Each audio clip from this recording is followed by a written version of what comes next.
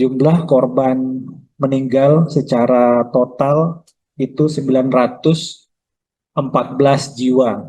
Update BNPB korban bencana Sumatera, 914 jiwa meninggal, 389 jiwa hilang. Badan Nasional Penanggulangan Bencana, BNPB, memberikan update perkembangan korban bencana Sumatera pada Sabtu, 6 Desember 2025. Hal itu disampaikan Kepala Pusat Data Informasi dan Komunikasi Kebencanaan BNPB, Abdul Muhari dalam konferensi pers daring pukul 17 waktu Indonesia Barat. Sebagai informasi, bencana Sumatera yang dimaksud yaitu banjir dan longsor di Provinsi Aceh, Sumatera Utara, Sumut, serta Sumatera Barat, Sumbar. Abdul Muhari menjelaskan, jumlah korban meninggal akibat bencana Sumatera di 3 provinsi tersebut totalnya sebanyak 914 jiwa. Basarnas beserta tim gabungan di 3 provinsi. Sekali lagi, innalillahi wa inna ilaihi